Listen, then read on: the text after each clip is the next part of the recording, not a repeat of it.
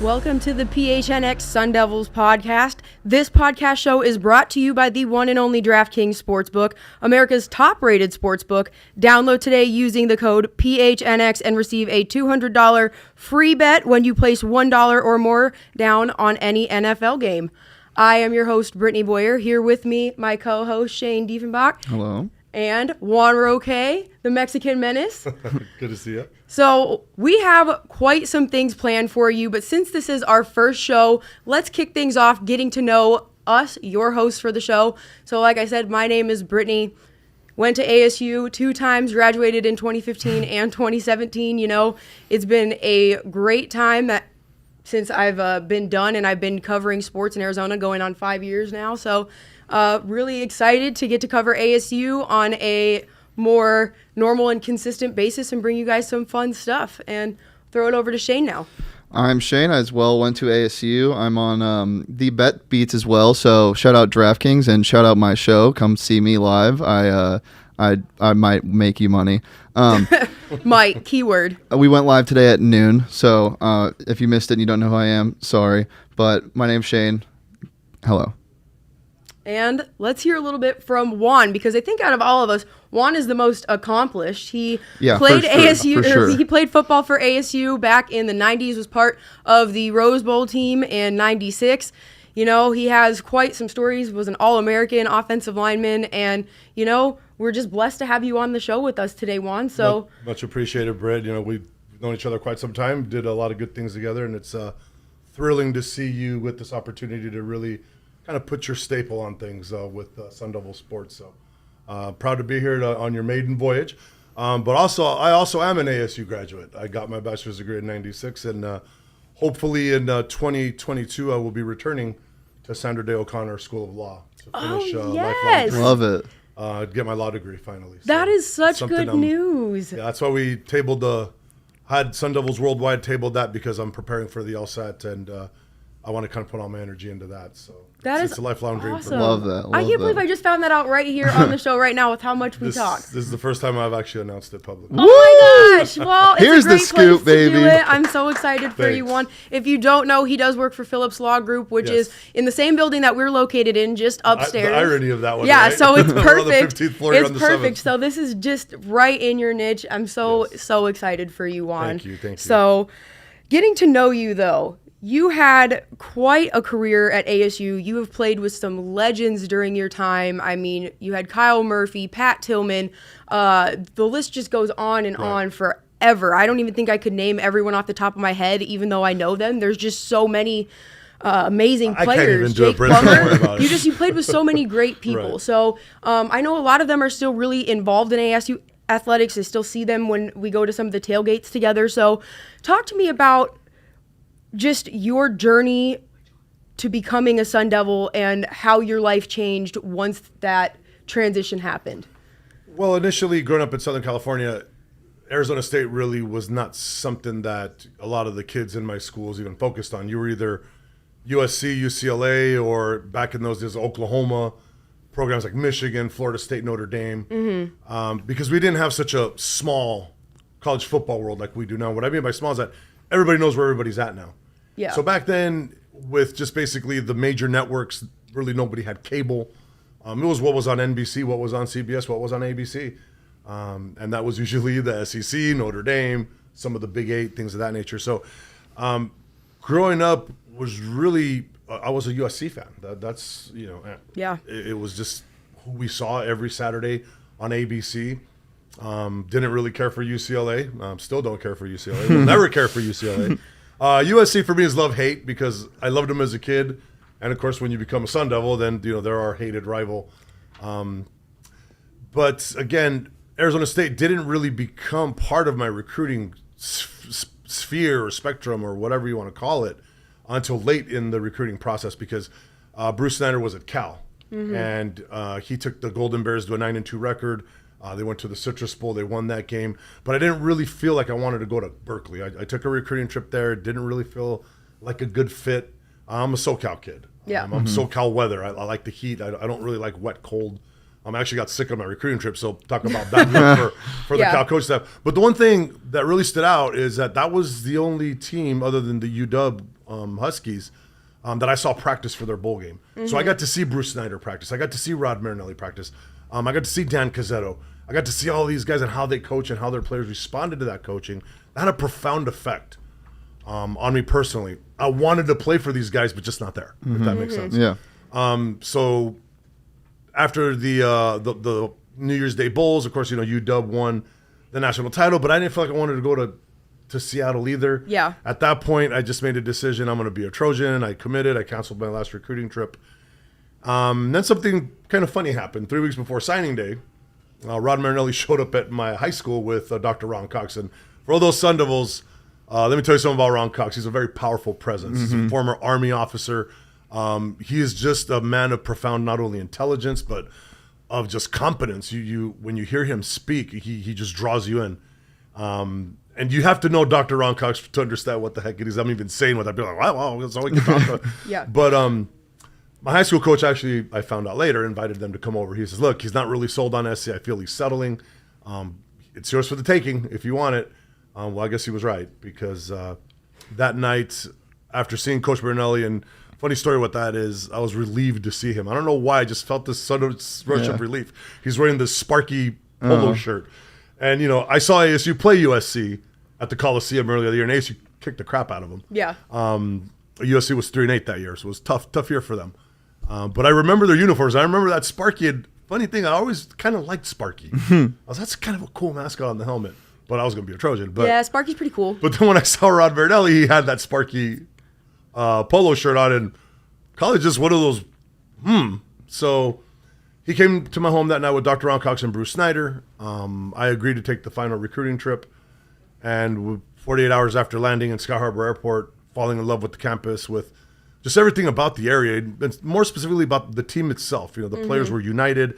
They all hung out with each other. In other places that I saw, like Nebraska, even UW, the players were kind of segregated. These guys were over here, those guys were over there. Not really my scene. I'm used to everybody being inclusive when you're a team. I saw that here in Tempe, and I wanted to be part of that. And the first time in my life, at that point, I was 17 years old. I broke my word, and I rescinded my commitment to USC, and then I committed to ASU, and 3 weeks later I signed, and came here in 1992. Didn't start till my third year. So I had to, learn to be a college football player. I had to develop my skills. I had to grow. I had to get stronger. So I committed that time to get better and to do all the things I needed to do to get on the field. Where a lot of kids now, they don't want to wait. A lot of kids now, they're so impatient, because we didn't have Twitter back then. We didn't have Instagram. We didn't have TikTok or all this other nonsense, Facebook, where you have everybody and their mother telling you how great you are. They go into a college not realizing that you got to pay your dues. Yeah. Nothing's going to be handed to you. I think these kids get frustrated because of that, because their head's so full of noise based on the social media world that they think that they're God's gift to football. And when you go on campus, you realize, well, no, you're not as good as you thought you were. Yeah. It's one thing to play with fellow 17-year-olds. You go into a field where now you got some 22-year-old men. Some are going to likely play in the pro game at a program like ASU, and you get brought to earth really quick. You're not as good as you thought you were. First time I got put on my rear end, I was a D lineman at the time. First time I got put on my rear end by a third-string tackle, I realized I'm not as good as I thought I was. Talent's real. Yeah, so you got to commit. And my journey as a Sun Devil was just that. It was the themes of one at a time, which Bruce Snyder stressed to us. Yep. I brought my hat for that. One at a time. One at a time. and persevering. And you're going to have your setbacks. And to be able to start in 94, all Pac-10 in 95, second team All-American, then all Pac-10 again in 96, and now consensus All-American. I made 6 of 7 first teams. Finalist for the Lombardi, finalist for the Outland. Of course, they went to Orlando Pace, who's in the NFL Hall of Fame. So, don't feel too horrible about losing at least to a if guy I'm like a that. runner-up to somebody, it's somebody him. who is actually who went on to do some pretty great things. Yeah, if you're going to get the silver medal, it might as well be to a guy like that. To a massive human being. And he's a legend in the sport, not just in the Big Ten. So, real proud Sun Devil. I'm in the 100 club now as a booster because of my donation level. And that feels good to get anointed that type of status, because, a lot of former players, they unfortunately have this attitude that the school owes them something. I have the opposite attitude. I feel I owe the school something. I got my degree. That's the whole point of getting a scholarship. Yes, believe it or not, the whole point of going to college is to get your degree. That is the deal. Yeah. The school gives you free education, free room and board, and you're supposed to get your education. That's the whole point. I know things have changed, and I'm not mad at the players. Hey, I would have cashed it on my likeness, and I'm sure the Filiberto's, maybe fast food Mexican, would have given me a contract when I played football. That would be I know such a Lato dank Teca would have. sponsorship. Remember Lato Teca for all those old people. Britt, you're way too young for Lato Teca. Yeah. I don't even think you were born when we were eating those burritos. But getting my degree and doing the things that I did, being an All-American, going to the Rose Bowl, playing for Bruce Snyder, being teammates with Jake, Pat Tillman, who, if you go to my Facebook, it's public, read the story about what I just found out this weekend about Pat when he played for the Cowboys, how I don't want to blow the story for those who haven't read it yet, but just read the story. He did something incredible for a young man who he thought was in the game, turned out he wasn't. And he did something awesome. I'm sure you read the story, Britt. I didn't. I haven't really been up on social media much. You should check it out. I don't want to spoil it because I want people to read it because I think it's a powerful story. Of all places in Rocky Point, Mexico, I find out something about my teammate that I didn't know, and it really still has a profound effect on me, just knowing like, wow. And it wasn't surprising. Well, that just shows you how big of a person Pat Tillman was, not just to the university, but just to the country as a whole. And I mean, he is just... I know for Sun Devils, it's easy to consider him a hero of sorts, but he's somebody that I think a lot of other fan bases can look fondly upon and say he represented that university and everyone he ever played for incredibly well. Absolutely. And he was an incredible human being. And that's what I think gets lost in the whole soldier, football player, and of course we want those types of heroes, and that's fine. But that's not who Pat was. Pat was an amazing human being. He was a man's man. He was a person who always looked beyond himself. He always wanted to know more. He always wanted to learn more, learn about different things, different cultures, different religions. He always wanted to ask questions. He was very inquisitive in that sense. Isaiah Mustafa, for instance, he'd ask him about, what's it like to be a Muslim football player or growing up in Southern California. He asked me about my parents being from Mexico and asked me questions about my family. And I shared a lot of personal information with him about my family. Because he wanted to know. It wasn't being intrusive. He just wanted to learn. He wanted to learn about the world around him and the people that were around him, I think, to get a better understanding of maybe how our differences make us the same. Because in the end, we do have more similar than we have dissimilar, I think, as people. We just tend to focus on the dissimilar and make that into the issue. But Pat was, I think, the consummate ambassador to not only Sun Devil football or football in general, but just what it is to be a good person. What it is to be a person who doesn't have a prejudgment of someone else. Does that make sense? So now look at, we're at, I don't know what is now, 16, 17 years since he passed away. And he still has that shadow. And I don't think that'll ever go away just because of the man he was. Again, not the football player, not the soldier, because the person he was. Yeah. I think that's, when you think about what could have been, what would his life have been like had he been able to continue living? I wouldn't be shocked if he'd be a president of a university by now.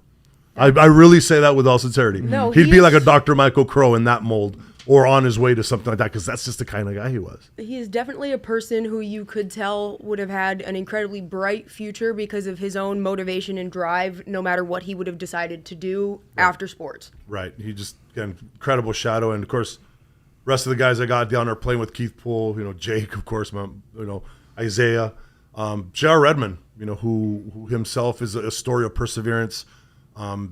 Had to sit out his freshman year and report to us a little bit later. He's a guy who could have fallen through the cracks, and he committed and was able to come here in the spring of '96, practice with us in spring football, and as a true freshman. You saw the contribution he had. He went on to win 2 Super Bowl rings. Gray Rugermer, like you said, Kyle Murphy, Doc Robertson, who's now a dentist in Flagstaff. Damian Richardson, who's now a surgeon in California. He's an orthopedic surgeon. Yeah. We just have so many great stories on that team. Isaiah Mustafa, the Old Spice guy. But each one of those guys had a story. And it just culminated and it came together at that right moment in Sun Devil history where you look at that team up and down that roster. We had some characters, but we also had some very strong individuals who their convictions and their commitment and their passion opened the door for us to go undefeated. And that's just something you look back on. Was I that great a football player? I don't think I was. I think I was around greatness, and it elevated me. I was a kind of nominally speed kid out of Ontario, California. I was highly recruited because I was 6'8". the incredible athletes I had around me, the incredible talent that was around me, helped me become a great player. So it wasn't that I was so good; it was everyone around me was really good, and it elevated me. And I'll never forget that, and I'm always appreciative of that. Now, some of the best teams historically, across all levels of any sports, have always been the ones that are able to go out and connect with each other, do things together. They have a really strong bond, a strong relationship. And your team, especially towards your senior year, seemed like you had developed a really strong bond, especially your senior group. So I want to know what some of your funnest memories are with these guys, like whether it be goofy hanging out at somebody's apartment, like scrounging up money. I know you guys used to go do, what was it, like 10-cent wings somewhere? Yeah, so my roommate at the time, who's my son's godfather, Sam Santana, and me would go down to Native New Yorker with $5 or $7. I'm sorry, was it $8? Excuse me, $8. $8. Okay, so 10-cent wings, right? So we'd get 50 wings. I'd tear down about 28, 29 of them. He'd tear down about the rest. So what would that be, about another 21, 22? We'd get an iced tea that was 99 cents. So now we're at like $7, and we had $1 for the tip. Nice. We'd get extra carrot sticks and celery and extra ranch. But that's what we did. Or we'd get a $5 Cardinals pizza. For those that remember us old school Devils, they used to give these posters out when the semester started, right? I had a map of the school, and around this map there were a lot of little coupons. One of them was for Cardinals pizza extra large. It was about this big, right? It would fill two guys up easy. And it was for $5. So we would scrape up quarters, nickels, whatever we could scrape up to get that $5. The poor driver, he didn't get tipped. Oh, well, that's just life. Sometimes you win, you lose. But we would get a stack of those posters around campus so we could have like about 100 of those tickets. You're just like, oh, take them, run. Well, yeah, exactly. So those are just the things that we did. But team-wise, I mean, we would always meet at my apartment on Wednesdays because, Tuesday and Wednesday were the heavy days, full pads, rock and roll and hitting. But Wednesdays was, the Thursday practice we knew was going to be just a glorified walkthrough. So some of the guys would come to my apartment: Cal Murphy, Glenn Gable, Kenny Mitchell, Jake, Gus Farwell, Keith sometimes would show up. We'd get together at Pat Thompson. We'd get together at my apartment, and we would watch movies and drink a 40 maybe, kind of hang out.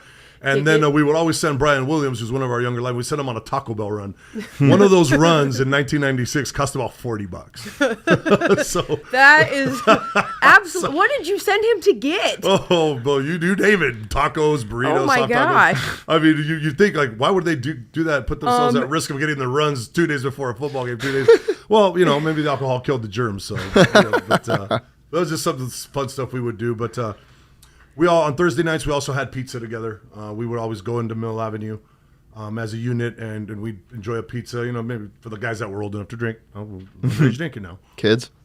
I know nothing about underage drinking. So anyway, we would have, a few pizzas, a couple beers, and then, go home. And then Friday we were either meeting and walkthroughing and heading to Scottsdale for dinner, or we're getting on a plane. We're going to handle business somewhere else. So there was always things we were doing to stay together.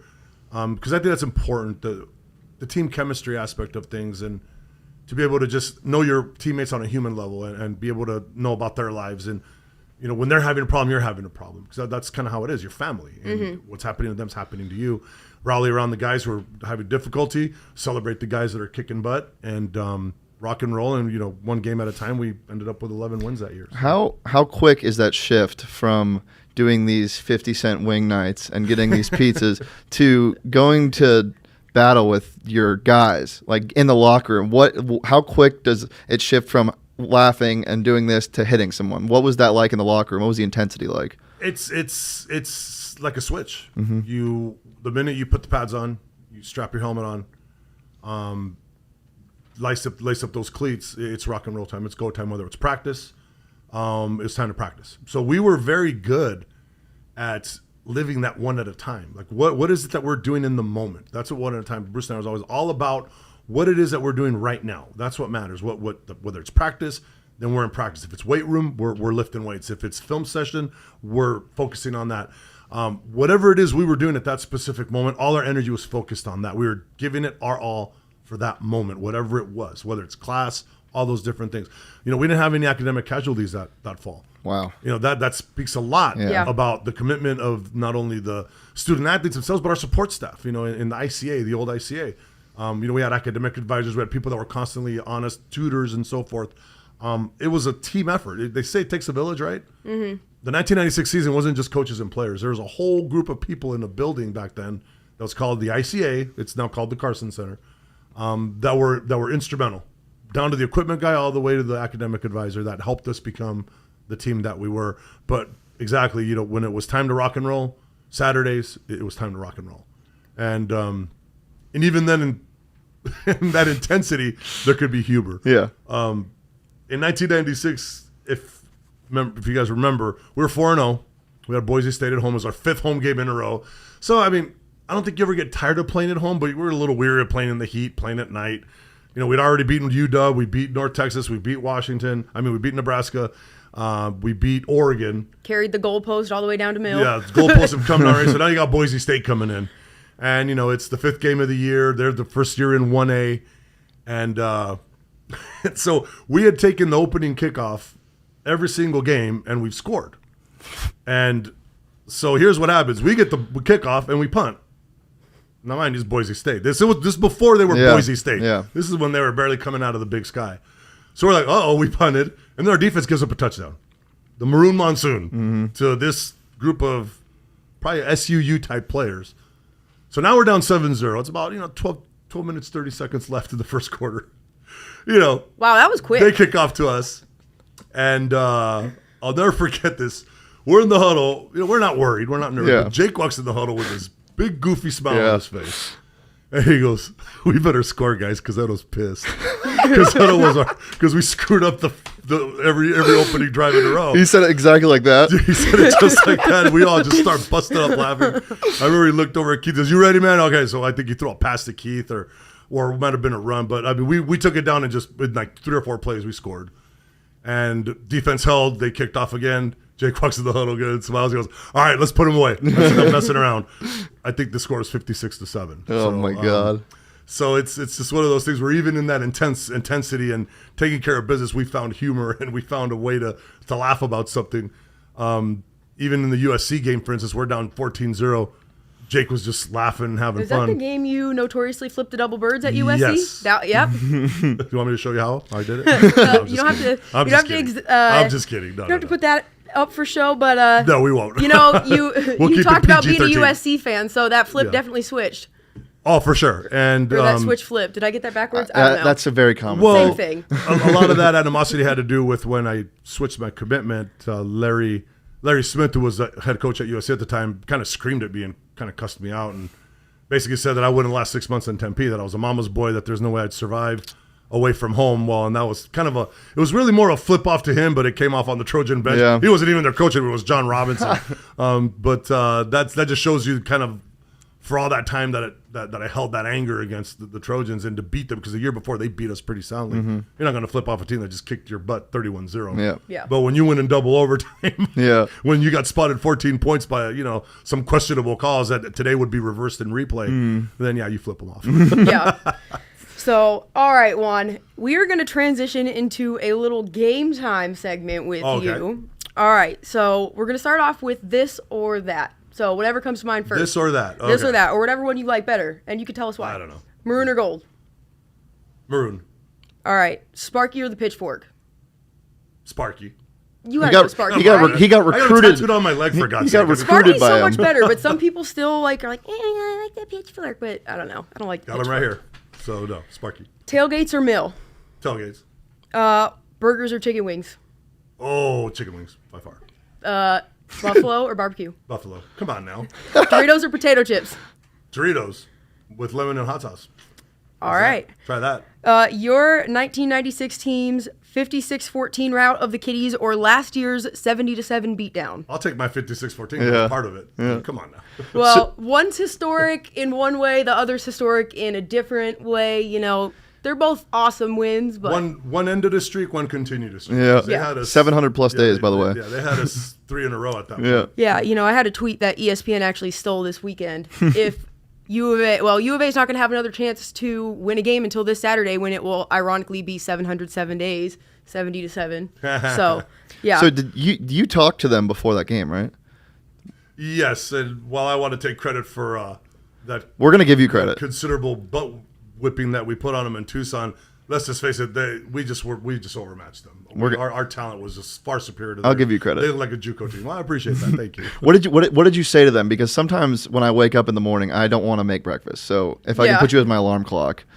I looked them dead in their eyes and said, look, in this terrible season that they've had, with COVID and games being canceled, Herm getting COVID, and the players, having one practice before going to UCLA, and I hadn't played them at home, and losing a very close game. I said, there's still a lot to play for. And I explained to them that at that time there were 3 in a row against the Rats, and that no team since the Frank Kush years in the 70s, I don't remember the year offhand, but no team since the 1970s had gotten 4 in a row against U of A. I want to say it ended in 78. I think you're right. 76. It's something like 70s, but Kush, I think he ended it, about 5 or 6. So I told them that you have a chance to make history. You'll be I believe at that point it would be the 3rd team in history that got 4 in a row on Arizona. I said, that's something to play for. That's something that you can honor the past, the Kush years, everyone that's ever put on this uniform. So you go down there to Tucson, you get that 4th win. Because there's not very many Sun Devils that can boast that. Not very many football players that can boast. I go, you'll be the 3rd team in history to do it. I go, and then you set it up nicely, and I explained about their streak and how they like to throw that in our face. But there was a tie in the middle of that streak. That to me, a tie is a tie. That isn't. You don't get to continue your streak after a tie. No, that's but like they're using Tucson math. Hey, they don't got Rose Bowls. They're terrible in football. So they love ties. They love that streak. They love it. If you look at this, it's like win, win, win, tie, win, win. So, okay, you want to call that a streak? Okay, fine. But we have a chance to break their backs, especially now this season. But I told them that sets up nicely for us to develop our own streak, a real streak, and that you take care of business on the road, and then you get them at home next season. And they went down there and they did it. And you saw they just I don't think people were even finished serving their food before it was 21-0 in that game in the first quarter. You want to just talk about a team that just was not prepared, not wanting to play. If ever a team quit on their coach, you could make the argument that that was the game. Those players quit on someone. Very similar to what I thought in 2015 or 2016 when we went down there and they ran us over in the second half. I felt the players quit on Graham. Kind of cashed it in on Graham as well. Yep, so it's happened to us too, so I can't judge too hard. Well, it's always interesting to get your take as a player, whether you enjoyed watching more of a beatdown or one that was more meaningful, but you were a part of it. Right. So also, great little tidbit. So let's get back to the rest of the game segment before we let you go back upstairs. Now we're going to do Would You Rather. Okay. So would you rather have to do 100 push-ups with Kyle Murphy on you, sitting on your back, or have to do 25 sets of stadium runs in the Coliseum while the USC Fight Song players on repeat? Well, Kyle has lost a lot of weight, so I think I'll be all right. So you'd rather do push-ups with Kyle? I'd rather do push-ups with Kyle Murphy on my back. All right. Stadiums suck. Would you rather have ASU go undefeated and win the Rose Bowl, but you personally could not attend any games in person, or would you rather have ASU make it to the Rose Bowl but lose, but you got to watch every single game front and center at the 50-yard line? I'd rather not be there and have them win it all, because I think that that's important. That's something that needs to happen. I think Herm is setting the stage for it to happen. And, I want that so badly for them. I want this team, this program to get to that level. Not that I don't like being honored. I don't enjoy all the kudos and accolades, but it's been 25 years. We need to write a new chapter here. We need to get something new into the system there, to jolt the system here and to really set a tone and set a stage for a future. And I think that we have the talent to do that. So. All right. This one's going to be so easy for him. Would you rather watch ASU in a regular season conference game from the row at the 50, because this goes right into it, or would you rather watch them in the Pac-12 championships from the nosebleeds? I'd rather watch them in the championships for the nosebleeds. Yeah. Again, for the same reason. Yeah. They need it. We need it. We need it. Something that's overdue. And I think that we have the pieces in place to make it work. Sorry, I meant this one's going to be really easy for him. No. Would you rather be Sparky for the day or the cameraman? Meaning you have to run around and do push-ups in the suit the whole time and be insane. Get to do push-ups. I'll do push-ups as long as we're playing a 6-3 game or something like that. As long as we win, though. No, but I'd rather be Sparky. Sparky than a cameraman? I love me some Sparky. Yeah. So. Final one. Would you rather sing a duet with Gus Farwell or have to keep a straight face while starring in a goofy Old Spice commercial with Isaiah Mustafa? I'd rather sing with Gus because there's no way I can get a straight face with Isaiah. You've ever been around Isaiah? Man, he's a character. Well, man. especially when you're just standing there. Like, have you it's seen not his gonna most recent one? I want to say, I don't know. I was looking through some of his stuff recently, and I found his Christmas time Old Spice one, and it's just him in like a towel draped around him with like Christmas ornaments all on the floor. It's so weird, but yeah, I'm sure you would enjoy that Marketing, very right? much. I wouldn't be So, able to keep a straight face. all right, Juan. Well, winding it down before we let you go upstairs, is there anything else that you want to add? Any takeaways leading up to this game against UNLV, or anything else from the game against Southern Utah? Yeah, I think that people need to take a collective breath. You know, we went through this at the beginning of the summer when the whole hysteria over this investigation and everyone's just hitting the eject button on the season is.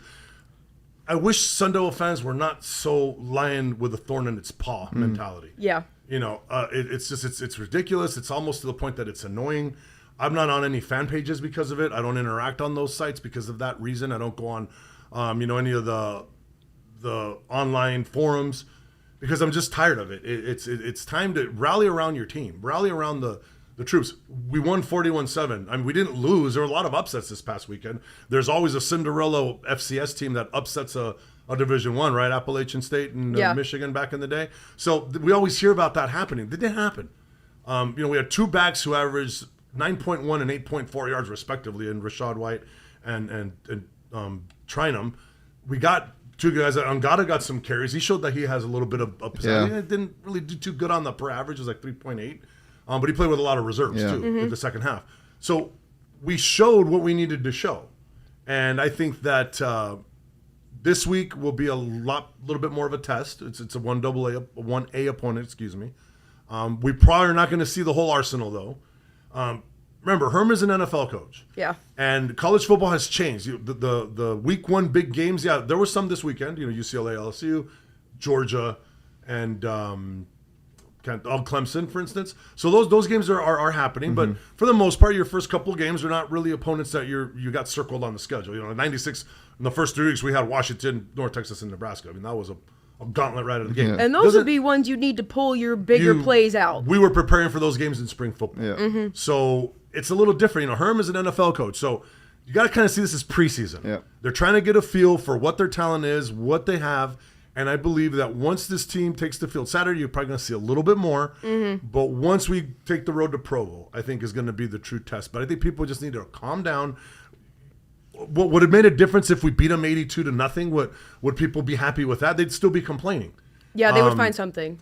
So it's like, okay, you beat them down, you mercilessly just tear their heads off. What does that accomplish other than you're a bully and you kind of look like a jerk as not only a coach but as a program? Or you get in there, you handle your business, you get a lead, and then you start playing your bench. And that's really what happened. You had reserves in there in the second quarter. So it's just people just need to chill. Yeah. You'll probably see the starting units a lot more, like in the preseason game. In this game, hopefully, because I know UNLV came here 10 years ago or 11. I don't know when it was, and they upset us here at home on that missed field goal. I was broadcasting that game for Fox. It sucked. I was like, we just lost. And I have to keep talking. And I want to scream in that corner and cry. Yeah. So we know that a Division I team can beat you. That if you're not ready to go, so they'll be ready to play. You'll probably see a little bit cranked up intensity. But I think the true test is going to be in week 3. When we go to Provo, you're on the road. BYU is a pretty decent team. They showed some cracks against that team down there in wherever really the old one. Pueblo, whatever the hell they call it over there. Gross team. But I just think that will be a test. That will be us seeing who are we in 2021. And I wouldn't be shocked if we go up there and we do something pretty significant. And then, of course, that sets up nicely for our showdown here to close out September with Colorado. But, Britt, show the hat. It's one at a time. It is one at a time. Right now, they got to take care of business Saturday. We can talk about the what ifs and the next chapters and all this other great stuff that fills in airtime. But in the end, it's one at a time. It's going to be always one at a time. One game at a time, one play at a time, one possession. One troubling thing that I want to bring you guys' attention that I did not like from this game is the fact that there were 3 fumbles. Yes, and that we they have lost had 2. this conversation before multiple times. That is a red alert, 5-alarm fire. Herm and staff need to get that under control before that loses you a football game, because that's the kind of nonsense that gets you beat 31-28. Yep. That gets you beat 28-24, because that could be a difference between a field goal, a touchdown, and those points, when 4 teams are ranked in the South, 4, UCLA, USC, Utah, and us, it's going to be a grueling path to the championship. For sure. And the winner of the South can realistically lose 1 or 2 games. So don't be that team that does it. We can't be the team that blows it. We've had enough of that nonsense around And here. ASU has struggled with fumbles for a couple years now, and it has cost them games in we can't be that conference team play, anymore. and they have to move away from that. Let so. someone else be the unlucky team Yes. for once. Coach Stanner was really stickler on that about balls on the ground in practice. It started right in. Someone fumbled the ball, they're getting screamed at. I mean, so I know Herm focuses on that as well, but it's just something that needs to be resolved before you start facing quality opponents, because against a quality opponent, that's going to get you beat every time. Against an SUU, you can get away with it. Not against the USC, not against the Cal, not against the UW or those kind of guys. Definitely. All right. Well, it is time now for Lit with Brit. Oh, boy. If you guys have watched me before in the past, you guys know that I do this. Well, I used to do this quite frequently, but time to bring it back now that I have an official platform where I can go a little slower and not have to speed through 2 minutes and 20 seconds worth of talking. So, like we just talked about with Juan, ASU is going to be fine. This is exactly where you're going to see them start to turn up the intensity a little bit more. You're going to start to see them pulling out a little bit more from their, I guess you would call it their tool shed or their tool belt, and starting to implement more things and more plays this week. And like we talked about, one at a time. It is one game at a time, 1 week at a time. I mean, they already beat Southern Utah. Now that game is going to be in the rearview mirror. But Herm Edwards had talked after the press conference, talking about cleaning up penalties. It's a lot easier of something to do when you're coming in to practice off of a win versus a loss. I think that's true on so many levels. I think especially after watching some of the other Pac-12 teams play this weekend, you can't argue that ASU's not in a much better place than I think a lot of fans initially had thought that they were after Thursday's game. Washington. Yeah, right?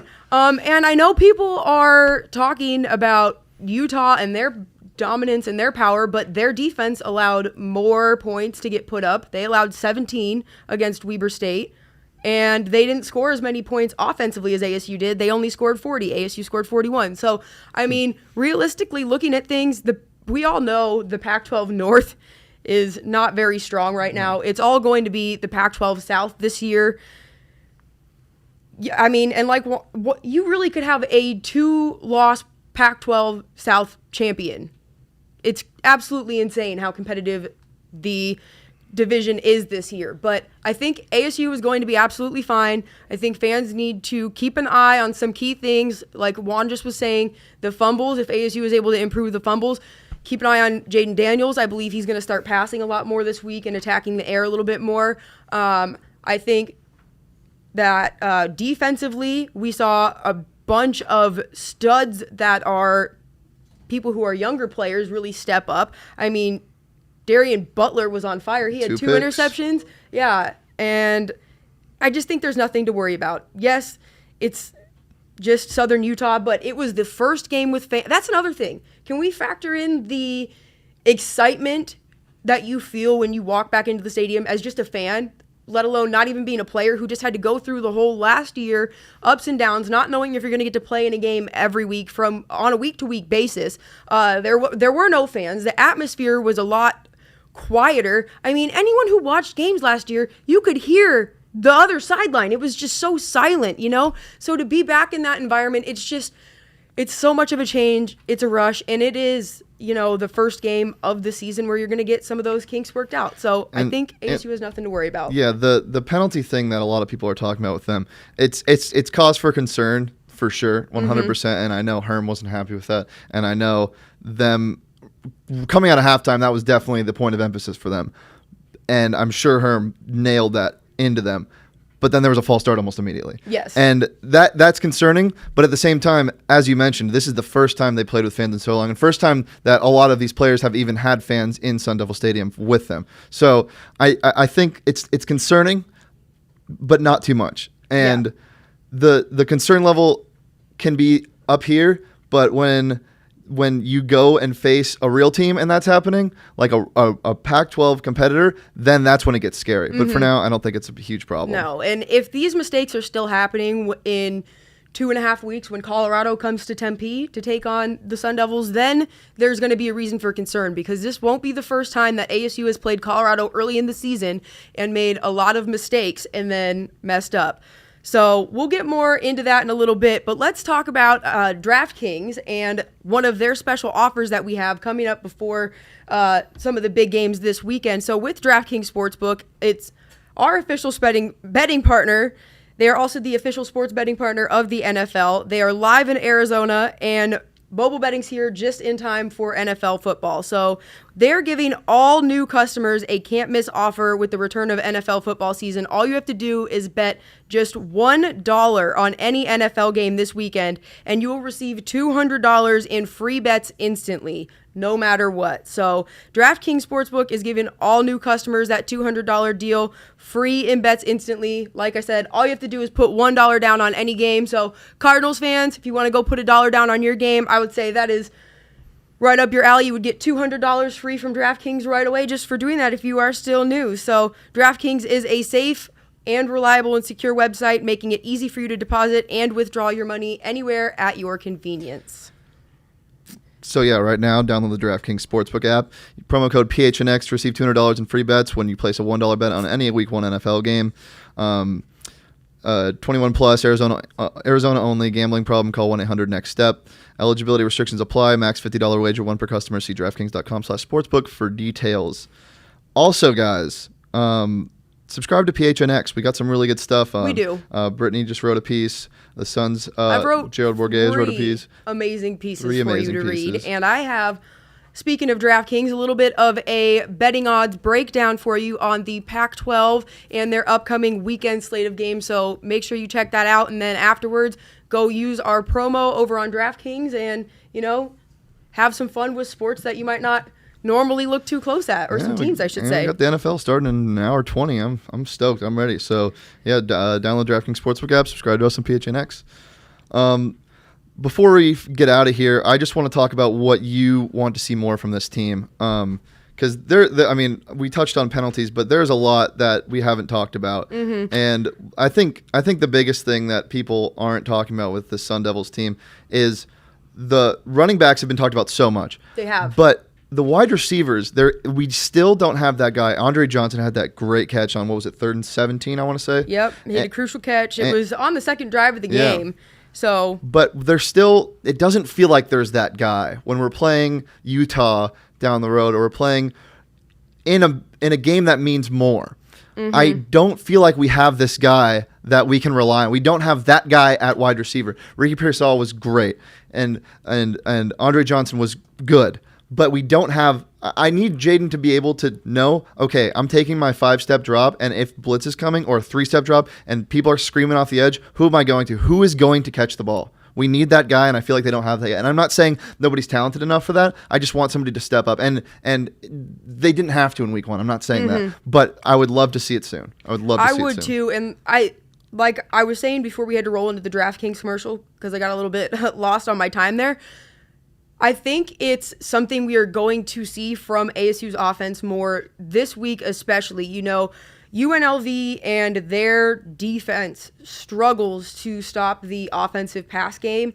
And, they're a little bit stronger up front. So I think ASU really is going to want to hammer the run game as much as they can and then start airing it out.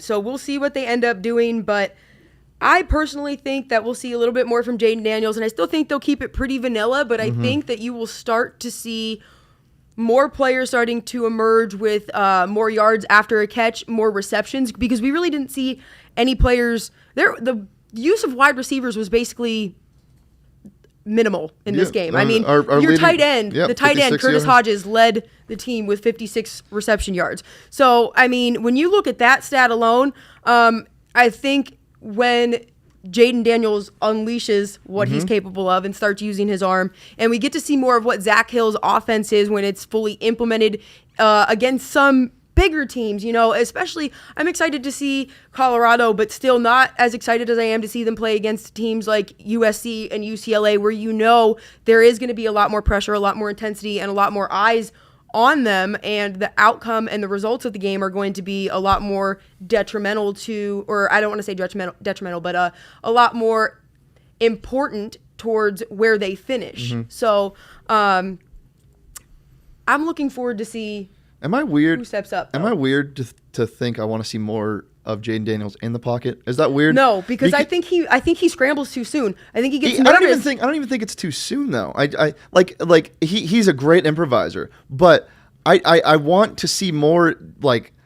I'm not saying he doesn't have composure, but if he has more time and he doesn't need to run when he does, even though he's had time when he takes off. I just think teams are going to start to stack the box against the run, and some pocket presence is going to allow our deep passing game to really explode, because we haven't seen that yet. I mean, obviously there was barely any like really good stay in the pocket, take your drop, make a read. It was dinks and dunks, and there was a couple throws on desperation plays. But when we play a Utah defense or a Washington, they're going to load up that box when we establish this run, which is, it seems like the plan this season. And Herm could have a completely different take 6 weeks down the road. But I feel like Jaden is going to eventually need to, and I think that he can for sure, but I think we're going to need to see more of him staying in the pocket. I think he has the composure, and I think he has the pocket presence, and I think his feet are a great weapon to use if he needs to, but I would love to see him aired out more. Yeah, and I think that, well, I know that he has the accuracy. We've already seen it in the past. It really is just a matter of when is he going to start doing it, and are we going to see it soon? Are we going to see it later into the season? Is it going to be something that's a slow, gradual transition? Is it something he already has been working on, and maybe he's just not changing his style of play right now to keep people on their feet?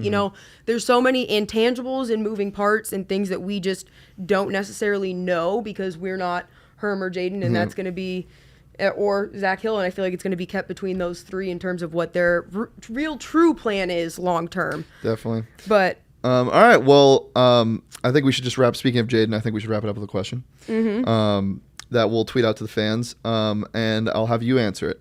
How many touchdown passes do you think he's going to throw this weekend, Jaden Daniels, on Saturday? Well, Jaden, let's see. He hasn't really opened up for very many. I mean, what do you have last week? 4? Sounds right. 6. No. You think he's going to throw 6? I'm going to say 5. Because then I think that they'll pull him and put Bourget in. I'm going to say 3. I think I think the running backs are going to score again a lot. Because that's what I think they're doing is, I think in NFL games, you establish the run in a game early. You establish the run, and you can get these defensive divide and play action. I think they're establishing the run early in the season. And that is exactly what they've been talking about doing. I know that Antonio Pierce and he talked about how that was being part of their offensive plan and stuff, to catch other defenses off guard. Or maybe it was Herm Edwards. I looked at so many different press conferences the last day. I think it was Herm Edwards, actually.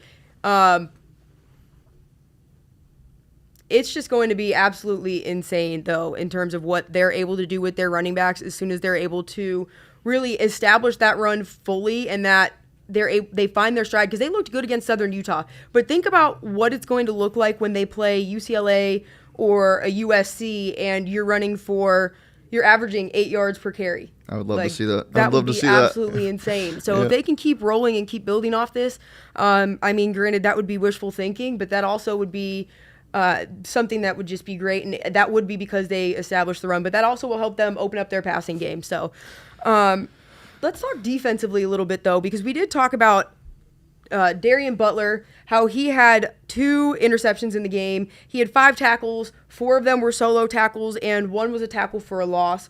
He's been absolutely outstanding and stellar, and this one Antonio Pierce did say, because he is the defensive coordinator, he was talking about how he's waiting on other players to step up. He was specifically looking at players like Merlin Robertson and Kyle Sully to step up and join him with this elevated level of production on the field, because Butler showed it in the first game. So this is now what he's looking for from the other two. So I want to talk about how amazing he did, because those 2 picks were absolutely insane. But I feel like he also set the tone for the rest of the defense, because then DeAndre Pierce had the interception that he was able to take back 34 yards, I believe it was, for a touchdown. So, and the defense held them at 14. I know it was only Southern Utah, but they were playing with some younger kids. BJ Green, I believe. Yeah, he was a freshman, went in, had a huge sack at some point. So, you have to think that their energy comes in and fires up the players who are going to get to go in after them. Doesn't it feel like Merlin Robertson has been on the team for 8 years?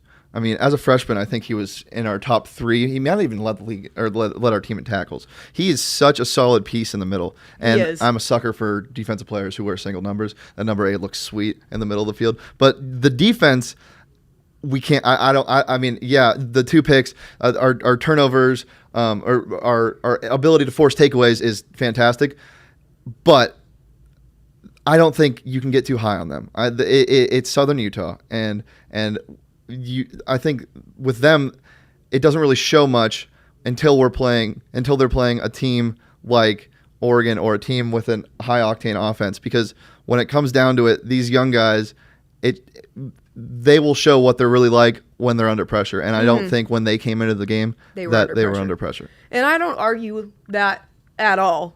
But for the first game of the year, coming off of a 4-game year last year, because this is how at least my thought process is right now at this point in the season. It's still so early on that I really think that we're going to see a huge differential between the teams that got to have more of a normal season and a full spring compared to some of the teams like Cal and Stanford who we're seeing who are really suffering right now, but they had such strict COVID protocols for so long that you're just now seeing the long-term effects of them being shut down as a program so long. They're taking so much longer to get back and develop and regroup at this point in the season. So overall, I think looking at where ASU's at defensively, don't get too high on them, but I think for a first game showing, there were really no major glaring issues that we saw. Sure. I think defensively, the defense of all 3 areas on the team between special fields, offense, defense was the most solid performing in my opinion. Special teams is where they need the most work, but that is a really questionable area with so many moving parts surrounding it. Christian Zendejas is coming back to the team. I did get confirmation he was out at practice on Tuesday. Yep. Now, whether or not he was kicking at all, that wasn't really known, because what he was visibly doing was mostly just, he didn't really participate in anything that was visible to the media. So no one's really sure what's going on with him in terms of what his timeline is for when he'll be back. But you have to think that they're going to want to get him back as soon as possible for any field goals that are 40 or beyond, and really extra point attempts. I mean, they could still go with who they have for extra point attempts, but you're really going to want to get Zendejas back in there as soon as possible. Special teams is make or break for football in general. I mean, there was a Chargers team that was number 1 offense and number 1 defense. I forget what year it was. I want to say 2009 or something like that. They were number 1 in offense and defense, but their special teams was so god-awful that they missed the playoffs. Well, special teams is huge. I mean, if you really think about it, Herm Edwards has had an insane number of games that come down to being within 3 points of the other team, which is really just a field goal if you think about it, which also ASU has had so many botched field goals since Zane Gonzalez has left. When Zane Gonzalez was at ASU, I feel like he set the expectation for fans so incredibly high because he was a great kicker. And then he left and, things kind of just started falling off here and there. It's hard to find a good college kicker. It was never really a dependable position. Sometimes they were on, sometimes they were off. And ASU knows better than anyone, not only because of the situations they've been in terms of losing games like that, but by winning games like that. 41-40 against U of A, the 2018 comeback that was on a missed field goal by U of A. Like, you should know and be able to take away, which I'm sure they do know, but just to emphasize the importance of having a kicker in that level, it really can cost you some big games, and especially if you're on the wire in that final game of the season, and it could come down to, what bowl game you end up going to or even making it to a bowl game. That's huge. So great special teams won't necessarily win you games, but bad special teams will 100% lose you games. Yes. So personally, I think watching special teams, what they're able to do in the upcoming weeks, that's going to be a really telling sign. That ball control and penalties, those are the three things that are my takeaways that they need to look at, especially going into this week against UNLV, which we will talk about UNLV tomorrow. 3:30, same time. We have Be another here. live show tomorrow. So we will be discussing UNLV, doing some Pac-12 picks. Actually, we'll be going through all of the Pac-12 picks, talking about some of the betting lines for those games, and we will be having a special guest joining us. Keep that one a secret until a little bit later. Follow us on Twitter at PHNX_Sun Devils. Yeah, make sure you do follow us on Twitter. Subscribe to the Go PHNX website, gophnx.com. And one more time, though, actually, before we do fully sign off, let's revisit our question of the day for fans. Again, we'll be tweeting this out for you, so we hope that you respond, interact, and then we will be discussing your answers tomorrow on the show. How many touchdown passes do you think Jaden Daniels will throw on Saturday against UNLV? So, again, I think it's going to be 5. Shane says 3. So put your answers on our Twitter page at PHNX_Sun Devils. That should do it. I think we're all good. So follow us everywhere. Subscribe to gophnx.com, and we appreciate you guys. Yeah. Thank you guys so much for joining us and for tuning in, and we can't wait to bring you more exciting ASU content and really get to interact and know you guys.